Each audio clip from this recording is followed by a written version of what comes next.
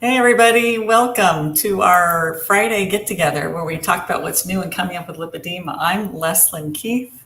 I'm the president of the board and director of research for the Lipedema Project. And I'm here with one of my favorite people and colleagues, Siobhan Huggins. Hi, Siobhan. Hi. That's a nice thing to say, Leslie. That makes me happy. I just love hanging out with you. And we just talk. I mean, we were chatting just before we came on, and it's just, you run out of time because you just like talking to that person because it's got lots of interesting things to discuss. So Siobhan is our research specialist, and it's just because she does research as a hobby, and sometimes she writes about it. So You're doing my intro for me. I know she talks about it, she writes about it, and she lets us know what she's looking at. And so as we're talking today, we might come up and she might talk about something that she's working on at present. Because I think you're always doing some kind of little self-experimentation, and you're always so good about documenting it. So that's what's good about it. I actually do have an experiment that's coming up. I have some stuff to take care of this month, but then after that, I'm actually going to try out fasting where I'm supplementing exogenous ketones because Heidi over at Original Ketone has said that that's something that she's done. And I've been really curious about if it makes any sort of difference or if I feel any different about it. So I'm going to be trying out like 36 hours once per week through next month, and I'll have blood work and body composition before and after, and then just my subjective experience of what I think about it. So I'm pretty excited. And how are you getting the body composition? What are you doing for that? In body scan. Oh, nice. And so you have a local place, there are gyms and stuff like that. So sometimes a functional medicine doc will have them. If anybody wants to know about these are wonderful devices, the InBody. You hook up with electrodes, but it's bioimpedance. You don't feel anything. I mean, it's not like you're getting exposed to radiation or something, but it tests your water, your fluid level, your fat, body fat, and your lean mass.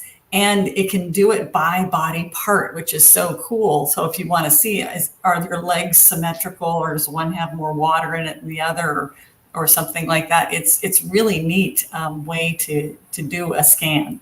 So if you can find one at your local gym or something like that, I highly recommend it. Yeah, and what I did is I just looked up InBody scan Boulder, Colorado, which is where I'm at, and some places came up. So the thing that I like is that they're less expensive than DEXA scans, and I really like high frequency testing, but with DEXA, I'm not as comfortable with it because of the method of scanning. But with InBody, I could do it every single day and it wouldn't be an issue. Yes. Because it's bioimpedance rather than that radiation exposure. So yes. Right. And I've done previous experiments with it, loose experiments, where one of them was I was regularly eating dairy, and then I got one. And then I went off of dairy for a month, and I got another one because I was curious as to where the dairy weight was. Like, is it just water retention? Is it fat? Like, what is it? And it was half fat, half fluid, and increased visceral fat as well. And interesting. That was the data that made me go, I really got to stop eating this. Interesting. That is very interesting.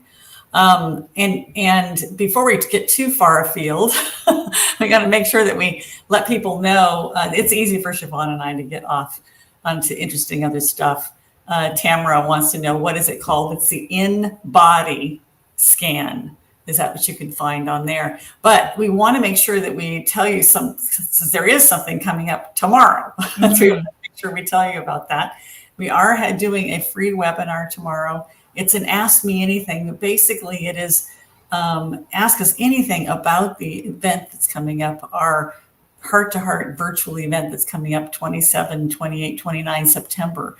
And so come to this free webinar that's happening tomorrow and be part of the discussion and learn more about this event and why you should attend. And it can be also a little bit of if there's a lot of us there that are going to be there at the event, it could be a little pre-event party. So what do you expect is going to happen at this webinar tomorrow, Siobhan? Well, we always get really interesting questions at Q&As. They're always so much fun, not just for us, but for the people asking the questions and the people just hanging out. So we might get a little bit nerdy depending on what the questions are, but people like it, which is why they come. So that's always nice. And just for people who are curious, so it is tomorrow. So September 21st on Saturday, and it's at 3 p.m. Eastern. So make sure you're there and bring your questions. And I don't know, that's the fun with Q&As, is it's always a surprise as to what questions people are going to ask. Yes. Yeah. And I kind of like it to, it's nice if you're able to prepare some answers, but it's also nice just to go there and just not have any preconceived notions. It's just get the question there and then have a discussion.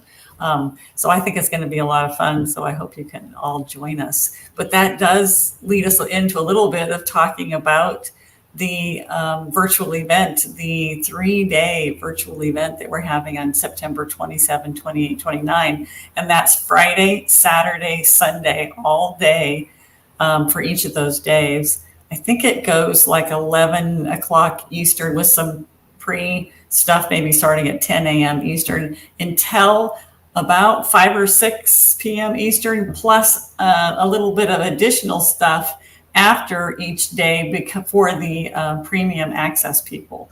We have some special Q&As and discussions afterwards. So, and this is, as our last 4 or 5 or more events that we've done, they're very interactive. This is not in a webinar format.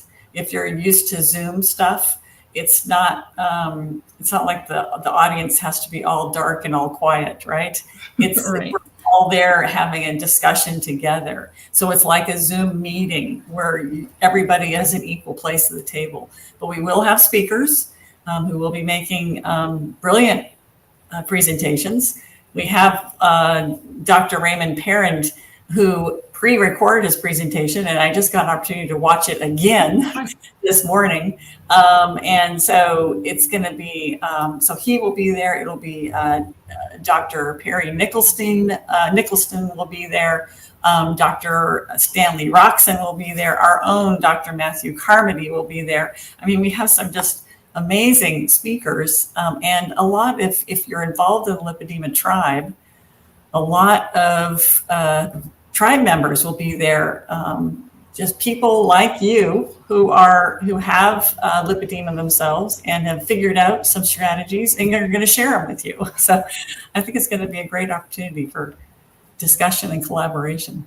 I think so too. And you mentioned Matt's presentation, so Dr. Carmody's presentation. He's going to lead through a self-evaluation, including self-palpation, right? Yes. And I'm just imagining like the applications of this, because on one side, there's the patient perspective of they're kind of going through this process, they're evaluating. But then the other thought that I have is, what about clinicians who have a remote practice? They could take this self-evaluation and at least get it through, okay, I want to maybe meet you in person to do an exam myself. And if nothing comes up, it's like, okay, maybe this isn't what it is.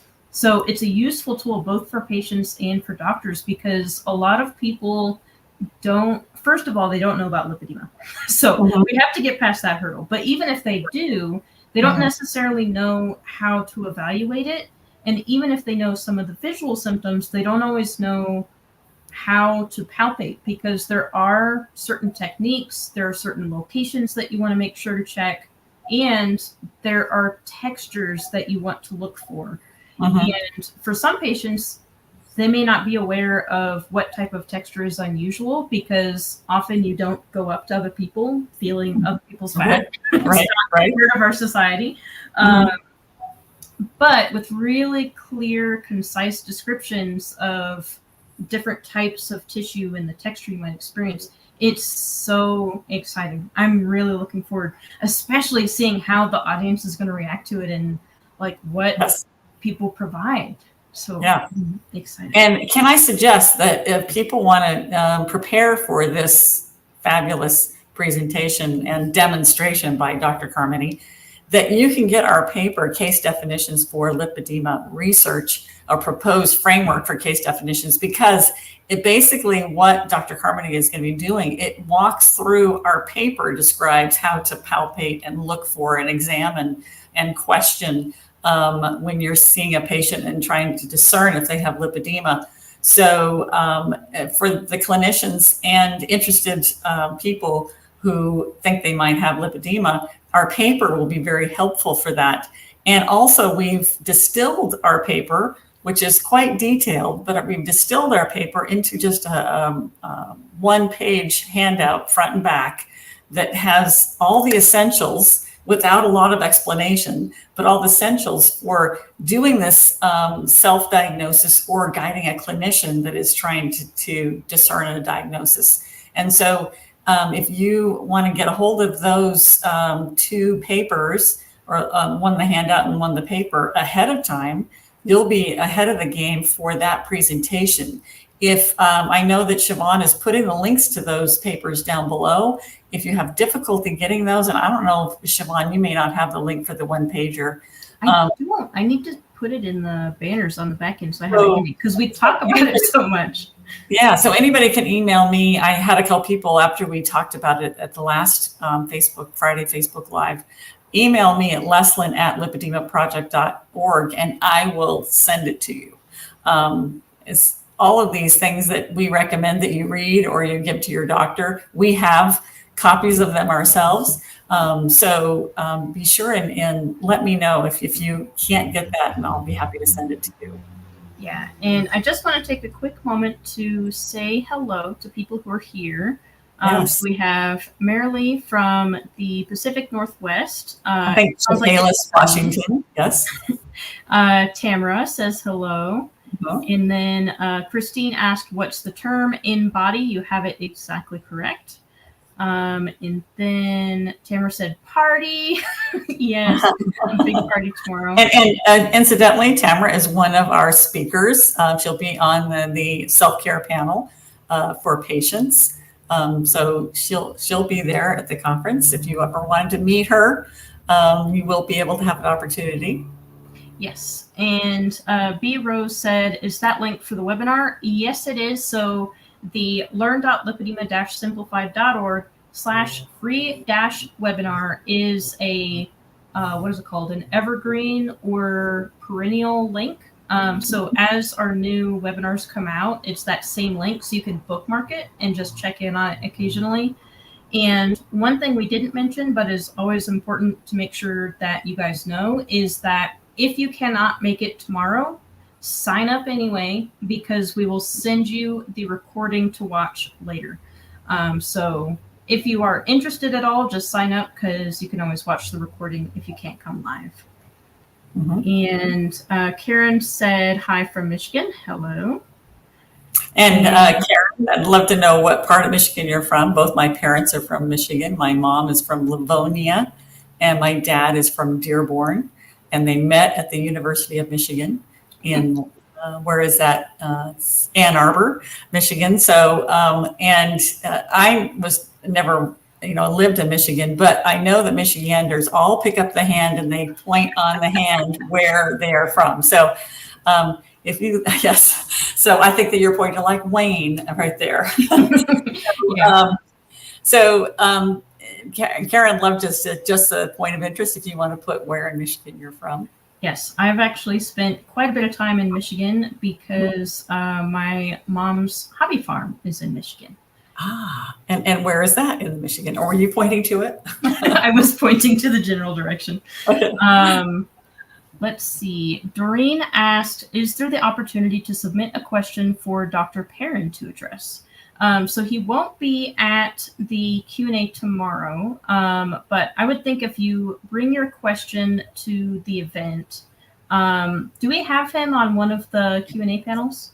So he, unfortunately, or fortunately, it's however you look at it, he is on tour basically right now throughout the U.S. doing workshops to train people in the Perrin technique. And I think he's in Alaska right now. So he will not be at the conference. He taped his presentation ahead of time, which is superb. Mm-hmm. But we will be having a Q&A with Dr. Perry Nicholson, who is familiar with Dr. Perrin's work. And so bring your question to the event. And then also Dr. Perrin will be doing a special post-event Q&A with people who came to the event. For those of you that are signed up for the event, you will get an opportunity to talk to Dr. Perrin later, but he will not be at the event itself. Perfect. Yeah, and I really like Perrin.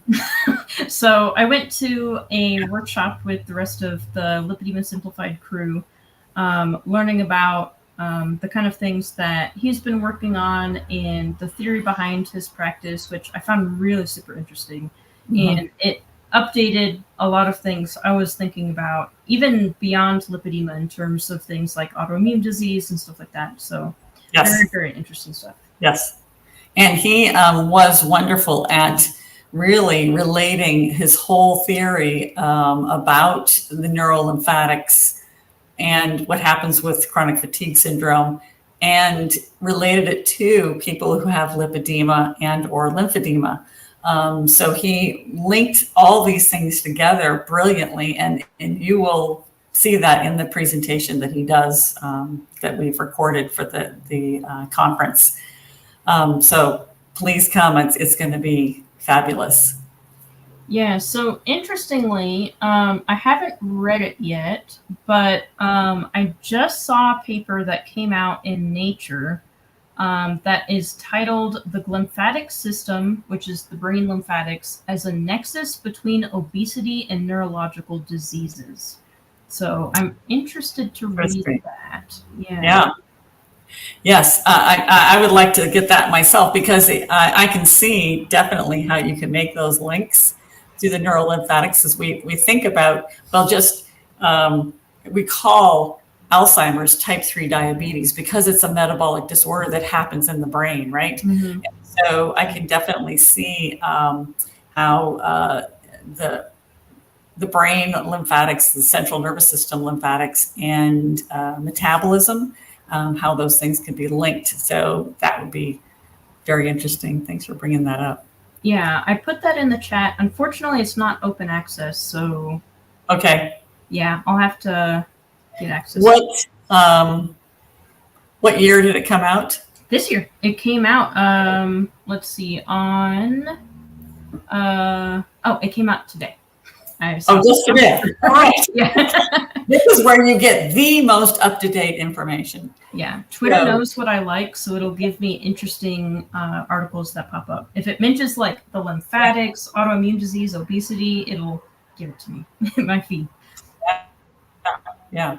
Excellent.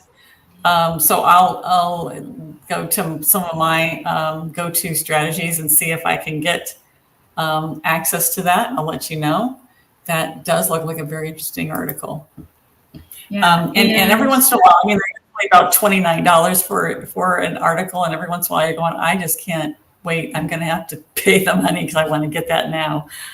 Yeah. Usually the first thing I try, if it's not open access, is I reach out to the corresponding author and I ask them, can you send me a copy, please? I'm an independent researcher and I don't have $29 on hand, or I would just really love to reach it, because the thing that a lot of people don't realize, like, isn't it rude to reach out to them and ask for it? Well, no, because the money that you're paying the journal doesn't actually go to the author anyway, and they often have rights to their own paper. They do have authority to give it to you, and often they're excited that people read their paper, especially because when people read it, and particularly when people share it on social media, it increases their reach by a lot. Mm-hmm.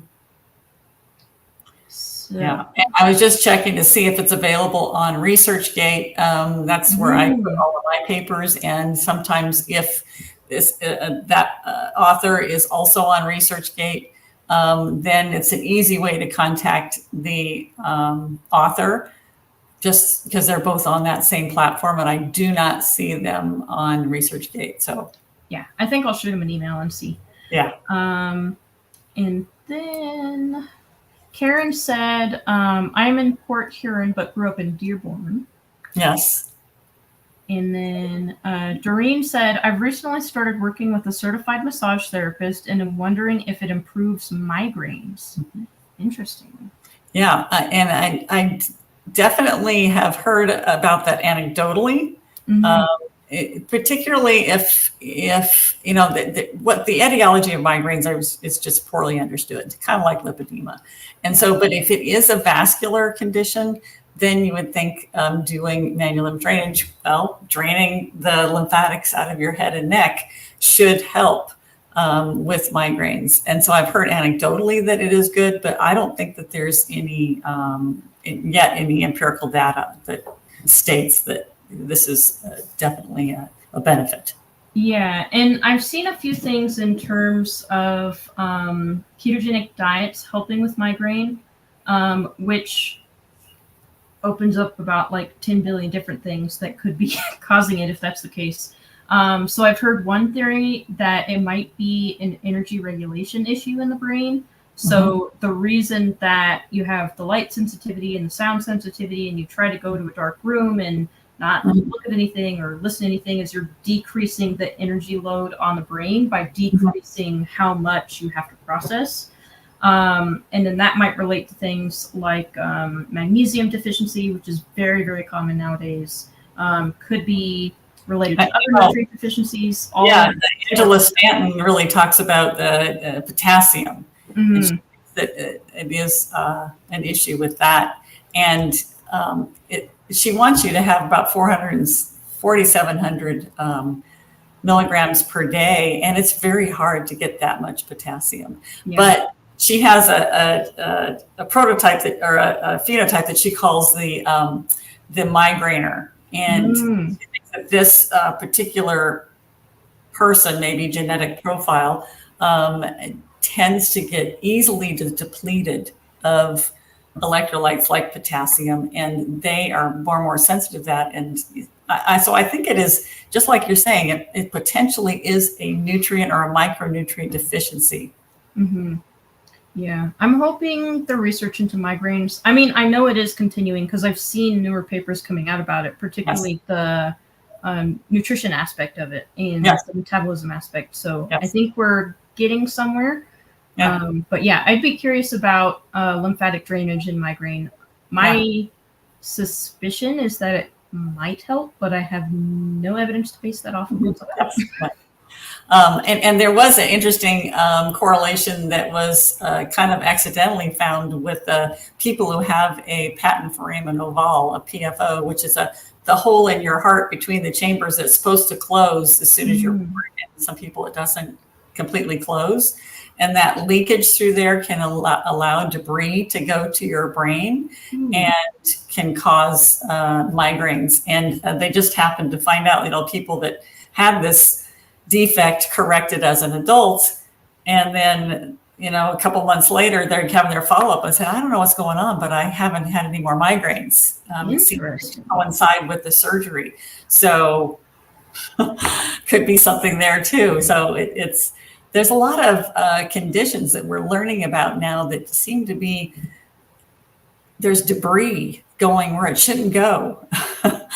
And we're not sure why the debris forms or why it's going where it's not supposed to go. But for some reason, this is making clogs and dysfunctions and everything along the way. So might be something to that.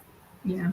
And then on the other end, there's newer theories in terms of autoimmune that debris isn't going where it should go. So it's staying in the area and messing up tissue regulation. So we're in a whole interesting land of science learning and exploration, which is always slightly terrifying and quite exciting. That's right. And then Juanetta says, I'm having motivation and initiation problems. That's really interesting. And Juanetta, I know you're probably going to be there for the conference. And Dr. Perrin does talk about that. And he talks about that he does believe that there is a cognitive neurolymphatic issue in association with people who have lipedema and lymphedema. So take a look at that. And another possible benefit to having some of these new treatments that we're looking at with the Perry Nicholson and Raymond Perrin that might help with that. And Winetta, I know that you're someone who keeps good records and data too. So if you have the opportunity to have those kinds of treatments, I'd be curious if you see any change to that, the motivation and initiation issues. Yeah. I can say personally, so I've done the parent technique with my lymphatic therapist, although we recently stopped doing it because it wasn't providing any benefit anymore. So I got what I could out of it, I think, at least for the time being. And then also the Big Six from Perry Nicholson. And the big thing that I noticed was actually in task initiation and motivation is I had projects that I had set aside to do for literally 3 or 4 years. And after I started doing that, I picked up, one of them was ripping out a sweater, a hand knit sweater so that I could reknit it, reuse the yarn. So yeah, I think that is interesting. I'd be curious to hear more people about that. But real quick, before we end for the week, I do want to mention one very exciting thing that is going to be happening during the event. Yes. Which is, we have been being very sneaky and working on a big project in the background, which is that we are coming out with a book. So almost like a lipedema textbook of sorts, I would say. It is a textbook for clinicians, but of course, anybody who's interested in the subject can get it. But Dr. Stanley Roxon, Catherine Sayo, and myself are the editors of this book, and we will be writing a couple chapters ourselves. Siobhan is also writing for the book as well. So it is going to be a comprehensive compendium on lipedema, on the diagnosis and on the treatment, and what is looked at in the future. So we'll be talking about it more at the event, and you'll have an opportunity to pre-order at the event. So another good reason to attend, because you're going to be the first that will have access to this excellent book that's coming out.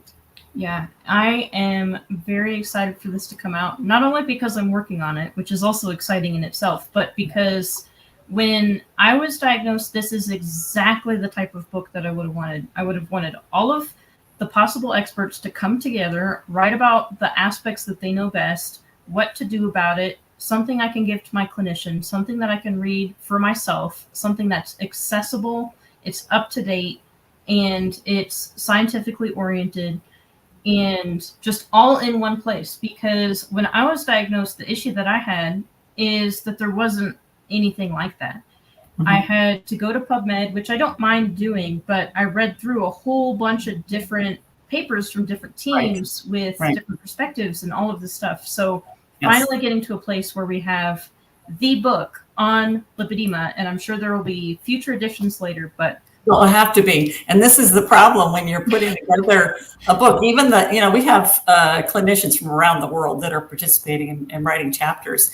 And each one of those authors is going, but wait, this new study just came out. I have to add this to my chapter. I mean, at some point, you have to just go with what you have. Because right now, the research in the area of lipedema is exploding. And there is new research coming out almost daily. We're asking our authors, we have a due date, and we want give us what you have at that due date, knowing that there'll be a second, a third, a fourth edition, so we can add all this exciting new stuff that keeps coming in. Yeah, I'll say when I started my chapter, I did my research review using my keywords, and then it's like, okay, I have my citations I'm going to use for my different sections. I'm done. I'm writing the chapter based off of this information. Yes. And I think because if you don't do that, you can get caught up in that cycle of, oh, but there's this new thing, It's like, okay, what's the foundational knowledge Right. that people are going to need, and how do I communicate that? So Right. it's really exciting for me. And like, on the one hand, it's like, oh my goodness, I've got this deadline coming up. I got to get this writing done. And then the other side of me is like, so you can write books. This means you could write other books. Like, yes, great. you're starting to Not see right now. You can do this. You can do this. That's right. That's right. Yep. Yeah. And thank you guys for everybody who's posting comments and stuff. It's nice to have that interaction. yeah. And Juanetta said, I need to set up some documentation. Always a fun process to figure out what you actually want to document. That's always the big question. And then Tamara said, where can I send a question for the session tomorrow? So just show up to the session, or feel free to email me, Leslyn at lipedemaproject.org. But otherwise just come and post your question. Yeah. And Marcia said, I would love to see a possible session on how to organize documentation, what you should include or look at. That is a complex question because it really depends on what your question is. So I've done a lot of self-experimentation, and the things that I look at vary between different experiments. Sometimes I include body composition, sometimes I don't. Sometimes it's more subjective things like fatigue or just a daily journal entry over how it's going. Sometimes it's blood work, sometimes it's not. I think getting together with a community who's doing self-experimentation can be really helpful, because then you can kind of like throw the tennis ball at the wall, like maybe this question, and work it out. Yeah, when we did kind of led a group of people to look at how can exogenous ketones help with symptoms of lipedema, we came together as a group to see what specifically we wanted to know, and then what would be the good self-assessment tools to answer those questions. And it really helped to work as a group to figure out exactly the methods that we wanted to use. And so even if you're doing something with a self-experimentation, which these was each individual doing self-experimentation, it helps to be able to, like Siobhan says, bounce ideas off of others so that you can make sure that you're doing it in a way that's going to give, meaning to what you've just experimented with. We should just it would be wonderful to do a webinar just on that, how to set up your own self-experiments safely. Yes. I have written internal documentation about citizen science, and the number one guideline on there is safety first. Yes. And there are certain ways to go about things to make sure that things are done safely, and that you have like a check-in buddy, you're working with your doctor, they know what you're doing, stuff like that. But I think that is an excellent idea, because lipedema in particular, there's so much that we learn from the community. Like the whole reason that we did the exogenous ketone experiment is because there were people out in the community who said, I tried this and it helped me. Yes. And it made us wonder, I wonder how common that is. Like, I wonder how much this could benefit people. Right. And from the small thing that we did, it helped people quite a lot. So that gave us the idea, oh, maybe we should continue looking into this. Yeah. And Juanetta said, I dread anyone asking me, what are you reading lately? To which Marcia responded, what are you reading lately? And Juanetta said, the role of tumor necrosis factor alpha in inflammatory cycles, which is good reading. I love me some TNF. All right. Well, I think we've discussed a lot this week. So we did go well over our time, but it's hard to stop. It's hard to stop. So, but sooner or later we have to stop. But this discussion, just like what we're doing right now, but with a larger group, will be happening tomorrow, because it's Ask Us Anything. And so we hope you will join us tomorrow and learn more about the event, and then join us at the event and continue the discussion. Can't wait to see you guys there. Yeah. See you then. Bye, Okay. guys. Bye-bye.